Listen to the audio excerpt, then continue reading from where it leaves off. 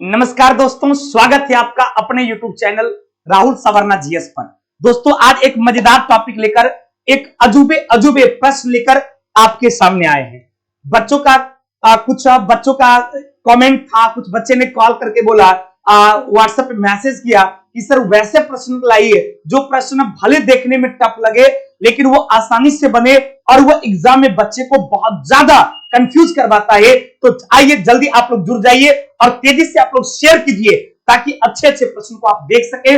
और हम लाए हैं आपके लिए आज वैसे प्रश्नों का कलेक्शन जिसका नाम ही होगा अजूबा प्रश्न। जब आप देखेंगे तो आपको लगेगा वो बहुत बड़ा क्वेश्चन है, जब बनाएंगे तो इजी वे में बन जाएगा और आपको समझ में आ जाएगा। तो जल्दी जल्दी जुड़िए और आप लोग तेजी से क्या कीजिए, अपने दोस्तों को शेयर भी कीजिए। जल्दी से जुड़िए और अपने दोस्तों के बीच क्या कीजिए, शेयर भी कीजिए। तो चलिए आइए मेरे दोस्त, चलते हैं। आप क्वेश्चन की दुनिया में क्या कहा जाता है। देखिए बाबू, सबसे पहला क्वेश्चन देखने में देखिए कितने लाइन का क्वेश्चन है। ये 4 लाइन का क्वेश्चन देखने से आपको लग रहा है, लेकिन जब ये बनाएंगे तो बड़ा इजी, बड़ा आसान आपके लिए होगा। देखिए ये क्वेश्चन क्या कहता है, एकदम गौर से देखिएगा और पूरी वीडियो को देखते रहिएगा। एक से एक प्रश्न आपके सामने आएंगे जिसका जवाब आप आसानी से देखें और आप अच्छी तरीका से सीखेंगे। इसी तरह रात के डेली 8:30 बजे हमारे चैनल से जुड़े रहिए और मजा लीजिए अच्छे अच्छे प्रश्नों का। देखिए मेरे दोस्त, क्वेश्चन क्या कहता है कि कोई पिंड वेग v के साथ ऊपर की ओर गतिशील है। ध्यान देंगे, कहता एक पिंड जो है वो v वेग से ऊपर की ओर क्या है, गतिशील है। तो एक पिंड मान लिया जाए वो क्या है, एक पिंड हो गया आपका। अब ये v वेग से क्या है, ऊपर की ओर गतिशील है। तो कहता है कि ऊर्ध्वाधर ऊपर से फेंका जाता है, ऊपर की ओर ऊर्ध्वाधर रूप से फेंका जाता है या ऊंचाई h तक पहुंचता है। कहता जब वो v वेग से ऊपर की ओर फेंका जाता है तो ऊंचाई उसका क्या हो गया, कहता उसका ऊंचाई h है। यानी इस बिंदु से वो चला और यहां है तो ऊंचाई उसका क्या होगा, h होगा। अब कहता है पहुंचने के बाद पृथ्वी की ओर लौट आता है तो पिंड द्वारा तय की गई दूरी क्या होगा। अब गौर कीजिएगा, ये इस ऊंचाई पर गया और इस ऊंचाई से फिर क्या हो गया, वापस आ गया। तो h इसकी ऊंचाई है, तो एक बार गया और फिर वापस आ गया तो इसका दूरी क्या हो जाएगा मेरे दोस्त। तो चूंकि वो जितनी ऊपर गया और फिर वापस वो पृथ्वी पर आ गया तो h गया और h आया। तो डिस्टेंस में आप क्या करते हैं, आपके द्वारा तय की गई वास्तविक मार्ग की लंबाई को जोड़ देते हैं। पक्का ना बाबू। तो h वो गया और h वो क्या हो गया, आया। तो दोनों मिलकर क्या हो गया भाई, 2h हो गया। उसकी दूरी क्या हो गई, यदि कोई व्यक्ति यहां से गया, यहां तो h दूरी पर गया, अब फिर वापस आ गया, तो दूरी का डिफिनीशन क्या बताए थे या नहीं जानते, सुन। दूरी का मतलब होता है तय की गई वास्तविक मार्ग की लंबाई। तो आपके द्वारा वास्तविक मार्ग की लंबाई कितना, h गया h आया, तो h प्लस h बराबर 2h। अब विस्थापन की बात करेंगे तो डिस्प्लेसमेंट का मतलब होता है 2 पॉइंट्स के बीच का सबसे शॉर्टेस्ट डिस्टेंस। तो यहां पर डिस्प्लेसमेंट क्या होगा, ये यहां से गया और फिर वापस आ गया, तो इसके विस्थापन की बात किया जाए, डिस्प्लेसमेंट की बात किया जाए तो डिस्प्लेसमेंट तो इसका 0 होगा, क्योंकि जहां से आप चले और फिर वही आ गए तो डिस्प्लेसमेंट 0। क्योंकि डिस्प्लेसमेंट का मतलब होता है 2 पॉइंट्स के बीच की सबसे न्यूनतम दूरी। तो जब यहां से वो गया h ऊंचाई के बाद फिर लौटकर वहीं आ गया तो डिस्प्लेसमेंट क्या हो गया, 0। जैसे आप यहां से चलना प्रारंभ कीजिए, सपोज कि मुसलमपुर हाट से आप गांधी मैदान चले गए और वहां से फिर आइए वो मुसलमपुर हाट चल, तो आपका डिस्प्लेसमेंट 0 होगा, जबकि दूरी क्या हो जाएगी, 2 गुनी हो जाएगी। तो उसी तरह से यहां पर दूरी क्या हो गया, h ऊंचाई था तो दूरी 2h हो गया, दुगुना, और विस्थापन हो गया 0। तो सवाल क्या कहता है कि बताइए तय की गई दूरी और विस्थापन का अनुपात क्या होगा। तो दूरी बटे विस्थापन यदि किया जाए, दूरी बटे विस्थापन की बात किया जाए तो 2h बटे 0। तो आप जानते हैं कि किसी भी अंक में जब 0 से आप डिवाइड करते हैं तो आंसर क्या निकल जाता है, आंसर आपका इंफिनिटी निकल जाता है। तो इसका आंसर क्या होगा, ऑप्शन नंबर डी, यानी अनंत को क्या बोलते हैं, इसका आंसर हो गया इन्फिनिटी, यानी इसका आंसर क्या हो गया भाई? तो इसका आंसर अनंत हो गया, क्योंकि जहां से आप गए फिर आ गए तो डिस्प्लेसमेंट 0, h ऊंचाई पर गए, h ऊंचाई पर आए तो h प्लस h 2h। पक्का ना? क्लियर? चलिए अगले सवाल पर चलते हैं। ये सारे कॉन्सेप्ट आप लोगों को समझ में आ गया होगा। दूरी और विस्थापन का रेशियो पूछा था, v वेग से वो गतिशील थी और उसकी दूरी, उसकी ऊंचाई दिया था h, तो गया और आया तो दूरी जो है दुगुनी हो जाएगी, तो आप 2h हो गया, डिस्प्लेसमेंट 0 हो जाएगा, रेशियो निकाले तो 2h बट्टा 0 बराबर क्या? अनंत, इंफिनिटी होता है। आपने मैथमेटिक्स में भी पढ़ा होगा कि किसी भी अंक में 0 से डिवाइड करेंगे तो वो अनंत होगा। पक्का ना? चलिए अगला सवाल क्या कहता है कि कार्य करने में मानव शरीर द्वारा प्रयुक्त ऊर्जा क्या होती है? यदि हम लोग जब काम करते हैं तो हम लोगों की बॉडी द्वारा जो ऊर्जा प्रयुक्त होता है उसको पोटेंशियल एनर्जी कहा जाता है, अर्थात स्थितिज ऊर्जा कहा जाता है, जो कि ऑप्शन नंबर ए में है। तो इसका आंसर क्या हो जाएगा?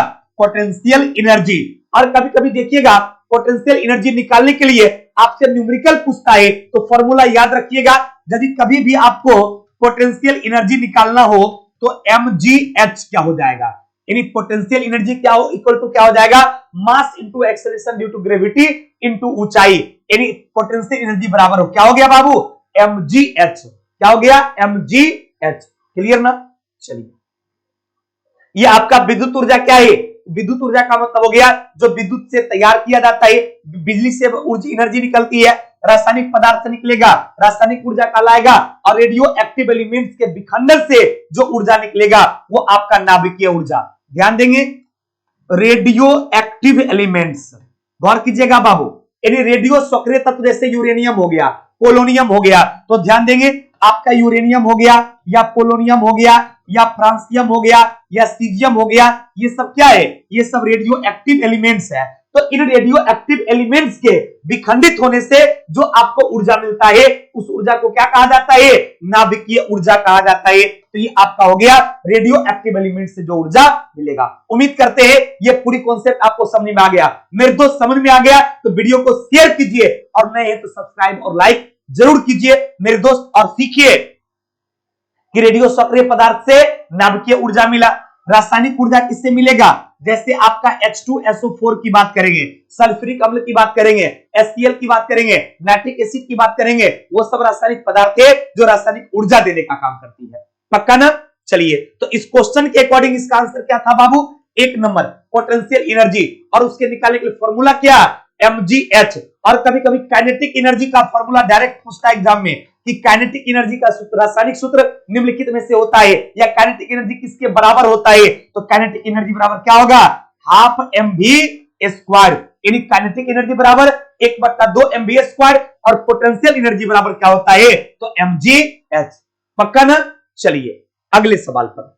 अगला सवाल कहता है निम्नलिखित में से किस स्थान पर गुरुत्वीय त्वरण का मान 0 होगा? यानी कहता है पृथ्वी की कौन ऐसे जगह है जहां पर एक्सेलरेशन ड्यू टू ग्रेविटी जो है, यानी गुरुत्वीय त्वरण जो है, यानी स्मॉल g के बारे में पूछा कि स्मॉल g का मान 0 कहां होता है। तो गौर कीजिएगा, इसकी कॉन्सेप्ट को एकदम ध्यान से देखिएगा मेरे दोस्त। ये मान लिया जाए आपका पृथ्वी है, तो आपके पृथ्वी को 2 बराबर भागों में जो बांटती है उसको इक्वेटर अर्थात विषुवत रेखा कहा जाता है। क्या कहा जाता है मेरे दोस्त? विषुवत रेखा। पक्का ना? चलिए एकदम, ये आज एक अजूबा सवाल है आपके सामने, बेहतर से बेहतर सवाल है, आप इसको देखिए, सीखिए, ताकि आने वाले एग्जाम में इससे रिलेटेड सवाल आपसे जरूर बन जाए। एकदम एक भी इधर उधर दिमाग मत लगाइए, सिर्फ और सिर्फ पढ़ाई पर ध्यान दीजिए।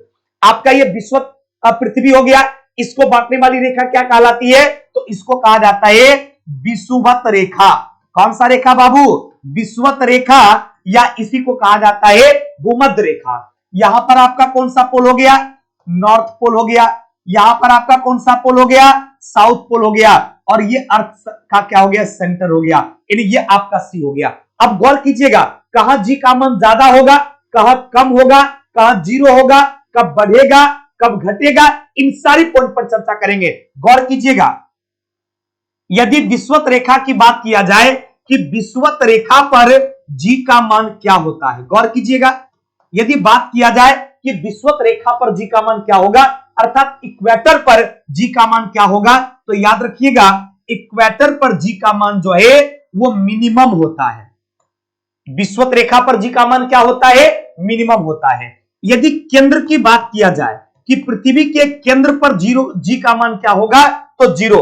यानी सेंटर ऑफ अर्थ की बात करेगा, पृथ्वी के केंद्र की बात करेगा, तो पृथ्वी के केंद्र पर सेंटर पर जी का मान क्या होगा? 0। और विषुवत रेखा पर क्या होगा? मिनिमम। यदि आप विषुवत रेखा से पोल की ओर बढ़ते हैं, इस तरह से, चाहे नॉर्थ पोल की ओर बढ़िए या फिर साउथ पोल की ओर बढ़िए, तो यदि आप विषुवत रेखा से पोल की ओर बढ़ेंगे तो लगातार जी का मान बढ़ता जाएगा। यानी विषुवत रेखा से ध्रुव की ओर जाने पर जी का मान क्या होता है? यदि आप विषुवत रेखा से ध्रुव की ओर जाते हैं तो जी का मान क्या होगा?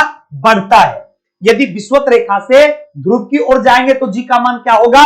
बढ़ेगा। इसका मतलब कि दोनों पोल की बात किया जाएगा कि पोल पर जी का मान क्या होगा, तब आप आंसर क्या देंगे? मैक्सिमम। यानी ध्रुव पर जी का मान क्या होता है? पोल पर जी का मान क्या होगा? मैक्सिमम। विषुवत रेखा पर जी का मान क्या होगा? मिनिमम। केंद्र पर जी का मान क्या होगा? 0। विषुवत रेखा से ध्रुव की ओर जाएंगे, जी का मान क्या होगा? बढ़ेगा। और ध्रुव से यदि विषुवत रेखा की ओर आएंगे तो जी का मान घटेगा। ध्रुव से विषुवत रेखा की ओर आएंगे तो जी का मान घटेगा। अब विषुवत रेखा से ध्रुव की ओर जाएंगे तो बढ़ेगा। सेंटर पर क्या होगा? 0। अब विषुवत रेखा पर क्या होगा? मिनिमम। यदि अर्थ सरफेस की बात किया जाएगा, सिर्फ पृथ्वी की बात करेगा, पृथ्वी की सतह की बात किया जाएगा कि पृथ्वी की सतह पर जी का मान कितना होता है, तो 9.8 मीटर प्रति सेकेंड स्क्वायर। ये सारी कॉन्सेप्ट उम्मीद करते हैं कि आप लोगों को 100% समझ में आ गया होगा। यदि आ गया तो हमारी वीडियो को शेयर कीजिए ताकि मैं अधिक से अधिक बच्चों तक पहुंच सके। बस आपसे एक ही विनती मेरा है कि आप अपने जीवन के लिए डेली रात के 8:30 बजे से 9 बजे आप मेरे साथ रहिए। इसके अलावे आप अपने जो अच्छा वीडियो आपको लगे आप उसको शेयर जरूर कीजिए ताकि मैं अधिक से अधिक बच्चों तक पहुंच सकूं और उन बच्चों का कल्याण हो सके। उम्मीद करते हैं यह पूरी कॉन्सेप्ट 100% समझ में आया होगा। तो सवाल यह पूछा था गुरुत्व त्वरण शून्य कहां पर होगा, तो आंसर क्या होगा? पृथ्वी के केंद्र पर। है किसी ऑप्शन में क्या? समुद्र तट पर नहीं होगा, पृथ्वी के केंद्र पर। यानी इसका आंसर हो गया ऑप्शन नंबर बी। भूमध्य रेखा पर आपको अभी तुरंत बताइए, भूमध्य रेखा पर क्या होगा? तो भूमध्य रेखा पर मिनिमम होगा। और ध्रुव पर क्या होगा? तो ध्रुव पर क्या होगा? मैक्सिमम होगा। भूमध्य रेखा पर सबसे कम, भूमध्य रेखा पर मिनिमम यानी न्यूनतम, और ध्रुव पर क्या होगा? मैक्सिमम। सेंटर पर 0। अब पृथ्वी की सतह पर 9.8 मीटर प्रति सेकेंड स्क्वायर। पक्का ना? चलिए आगे बढ़े। अगला सवाल कहता है एक पिंड को 0.2 मीटर त्रिज्या की क्षैतिज वृत्त पर घुमाया जाता है। कहता है एक सर्कुलर पाथ है जिसकी त्रिज्या क्या है भाई? इसकी त्रिज्या दिया 0.2 मीटर। कहता है कि इसका कोणीय वेग 10 रेडियन प्रति सेकेंड। यानी आर का मान आपको दे दिया 0.2 मीटर और ओमेगा का मान कितना दे दिया? 10 रेडियन प्रति सेकेंड। तो क्वेश्चन क्या कहता है? वृत्ताकार मार्ग किसी बिंदु पर रेखीय वेग क्या होगा? यानी आपसे भी का मान पूछा तो एक रिलेशन आपने पढ़ा होगा, रेखीय वेग और कोणीय वेग के बीच एक संबंध है, v बराबर ओमेगा इंटू आर। v बराबर ओमेगा आर। ओमेगा क्या है? कोणीय वेग है, और कोणीय वेग का मान कितना दे दिया? 10। कितना आसानी से बन गया? ये हो गया 10 गुणे 0.2। उड़ा दीजिएगा, 10 कट जाएगा, कितना? 2। यानी रेखीय वेग का मान क्या होगा? आपका 2 मीटर प्रति सेकेंड होगा। है क्या ऑप्शन में? ऑप्शन नंबर ए में है, इसलिए आंसर क्या होगा मेरे दोस्त? Option number A. बस फॉर्मूला याद रखना था, कौन? v बराबर ओमेगा। पक्का ना? चलिए आप लोगों को बहुत गुड इवनिंग है। बहुत सारे बच्चे देखिए लेट से जुड़ते, गलत बातें चला। चलिए बढ़िया से पढ़िए। रेखीय वेग और कोणीय वेग के संबंध के बारे में पूछे तो क्या हो गया? v बराबर ओमेगा आर, ओमेगा बराबर v बट्टे आर। इन रेखीय वेग, कोणीय वेग और उसकी त्रिज्या के गुणनफल के बराबर होता है। तो v बराबर ओमेगा आर, तो 10 गुणे 0.2। आंसर क्या हो गया? 2 मीटर प्रति सेकेंड, जो कि ऑप्शन नंबर ए में है। पक्का ना? चलिए अगला क्वेश्चन कहता है बर्फ पानी पर तैरती है क्योंकि इसका घनत्व तो क्या होगा? यानी बर्फ के बारे में बोला कि बर्फ जो है पानी के ऊपर वो तैरते रहता है। तो क्यों तैरता है? क्योंकि बर्फ जो है इसका डेंसिटी कम है, यानी बर्फ का घनत्व जो है वो कम होता है। तो जिसका घनत्व कम रहेगा वो पानी के ऊपर तैरेगा और जिसका घनत्व ज्यादा रहेगा वो पानी में डूब जाएगा। आर्किमिडीज ने जो सिद्धांत दिया था वो तो ये ना बात बताए थे कि पानी में शक्ति है कि वो किसी वस्तु को हमेशा ऊपर की ओर क्या करती है, धक्का देती है। तो पानी का तो ये गुण हो गया। एक उसमें बल है जिसको आप बायोन फोर्स कहते हैं, यानी उत्प्लावन बल कहते हैं। तो वो उत्प्लावन बल के कारण किसी वस्तु को ऊपर की ओर क्या करती है, फेंकती है। लेकिन यदि उस वस्तु का डेंसिटी बहुत ज्यादा रहे तो वो उसी पानी में डूब जाती है, और डेंसिटी कम रहता है तो पानी के ऊपर तैरती रहती है। तो बर्फ का घनत्व तो कम है इसलिए बर्फ आसानी से तैरती रहती है। तो आंसर क्या होगा कि पानी से अधिक होता है, यानी बर्फ पानी पर तैरती है क्योंकि घनत्व पानी से कम होता है, शून्य होता है, पानी के समान शून्य ही होता है, समान भी नहीं होता, ज्यादा भी नहीं होता है। क्या होता है, बर्फ का घनत्व पानी से कम होता है। पानी से कम होता है किसका घनत्व, बर्फ का घनत्व। लकड़ी का घनत्व, प्लास्टिक का घनत्व पानी के घनत्व से कम होता है, इसलिए प्लास्टिक फेंक दीजिए, बर्फ का टुकड़ा फेंक दीजिए, लकड़ी का टुकड़ा फेंक दीजिए, उस सब पानी के ऊपर क्या होता है, तैरने लगता है। क्यों, क्योंकि बर्फ का, लकड़ी का, ये सब का पानी से डेंसिटी कम होता है। केरोसिन तेल को पानी के ऊपर कभी दीजिएगा, केरोसिन तेल ऑटोमेटिक ऊपर आ जाएगा। क्यों, क्योंकि केरोसिन तेल का डेंसिटी पानी के डेंसिटी से कम होता है। क्लियर ना। तो उसी तरह से बर्फ में क्या है, बर्फ का डेंसिटी कम होता है इसलिए पानी के ऊपर तैरते रहता है। तो आंसर क्या हो गया, ऑप्शन नंबर बी। उम्मीद करते हैं ये कॉन्सेप्ट जो भी आपको समझाए कि जिसका डेंसिटी कम होगा वो तैरेगा और जिसका डेंसिटी ज्यादा होगा वो डूब जाएगा, ये सबके दिमाग में सेट हो गया होगा। पक्का ना। चलिए अगला सवाल कहता है नेचुरल सिलेक्शन का सिद्धांत किसने दिया था। तो ये तो आपको डार्विन साहब ने दिया था। नेचुरल सिलेक्शन का सिद्धांत किसने दिया था, डार्विन ने। ये शायद कल भी बताए थे, ये रिपीटेड क्वेश्चन है। अगला है कि किसी तत्व की संयोजकता शक्ति क्षमता क्या कहलाती है। यानी कोई तत्व की संयोजकता शक्ति क्या कहलाया, जो संयोजक शक्ति है, यानी जितना इलेक्ट्रॉन वो त्याग करता है या जितने इलेक्ट्रॉन को वो ग्रहण करता है या जितने इलेक्ट्रॉनों की साझेदारी करती है, ये क्षमता जो है इसको वैलेंसी कहा जाता है। इसको क्या कहा जाता है बाबू, वैलेंसी, अर्थात इसको कहा जाता है संयोजकता। क्या कहा जाता है मेरे दोस्त, इसको संयोजकता कहा जाता है, जो कि ऑप्शन नंबर डी में था। तो इसका आंसर क्या होगा, वो वैलेंसी कहलाता है। कोई तत्व की संयोजक शक्ति कि कितना वो इलेक्ट्रॉन त्याग पाएगा, कितने इलेक्ट्रॉन को ग्रहण करेगा या कितने इलेक्ट्रॉनों की साझेदारी करेगी, वो क्या कहलाता है, वो आपको वैलेंसी कहलाता है। अर्थात किसी भी तत्व की वैलेंसी जो है वो या तो 1 या तो 2 या तो 3 ही हो सकता है, या तो 1 या तो 2 या तो 3, या पार्टनरशिप करेगा तो बहुत वो 4 होता है, कभी भी 5 6 7 8 नहीं हो सकता है, याद रखिएगा हमेशा। अगला क्वेश्चन कि कार्बन डेटिंग निम्न की आयु निर्धारित करता है। कार्बन डेटिंग के द्वारा किसका आयु ज्ञात होता है। कार्बन डेटिंग को हम लोग कार्बन 14 कहते हैं, जिससे जीवाश्म की आयु को ज्ञात की जाती है। कार्बन डेटिंग जो है उसी को कार्बन 14 कहा जाता है, जिससे कि जीवाश्म की आयु ज्ञात किया जाता है। तो आंसर क्या होगा, 1 नंबर जीवाश्म। यदि चट्टान की आयु ज्ञात करना होगा तो यूरेनियम लेड विधि का प्रयोग करते हैं। ये जो चट्टान लिखा हुआ है इसके लिए यूरेनियम लेड विधि का प्रयोग करते हैं। इसके लिए चट्टान की आयु ज्ञात करने के लिए और पौधों की आयु ज्ञात करने के लिए उसके तना के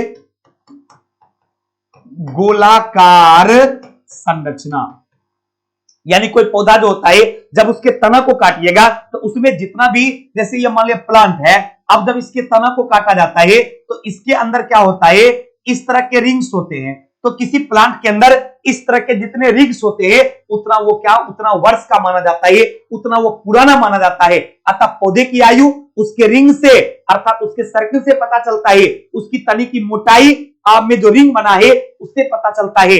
चट्टान की आयु यूरेनियम लेड से पता चलता है और जीवाश्म की आयु कार्बन 14 पद्धति से पता चलता है। क्लियर ना।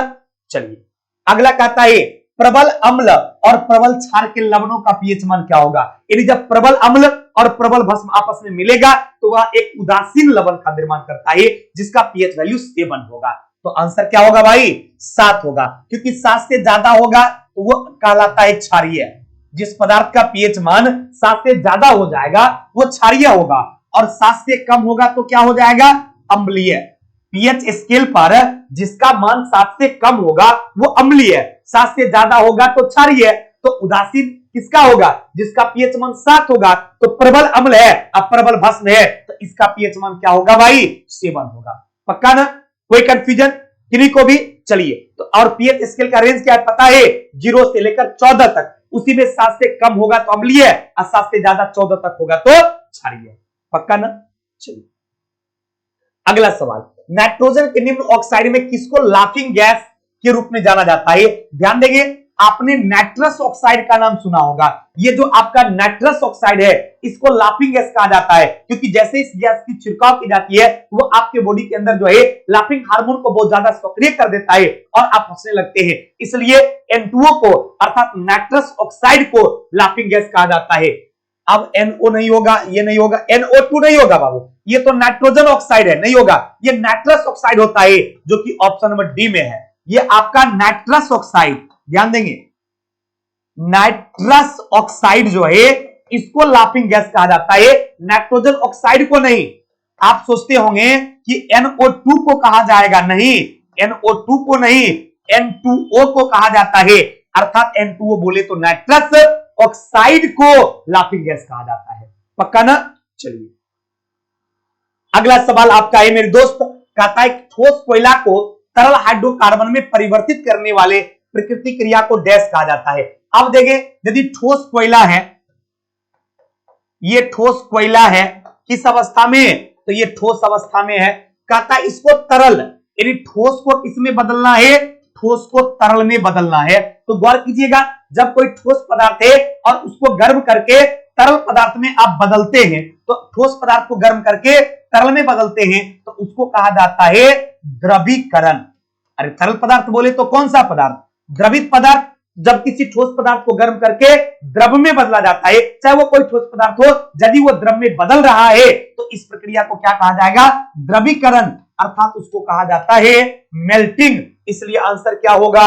आंसर होगा ऑप्शन नंबर डी, यानी उसको क्या कहा जाएगा? तो द्रवीकरण कहा जाएगा। पक्का ना? चलिए खत्म हो गया।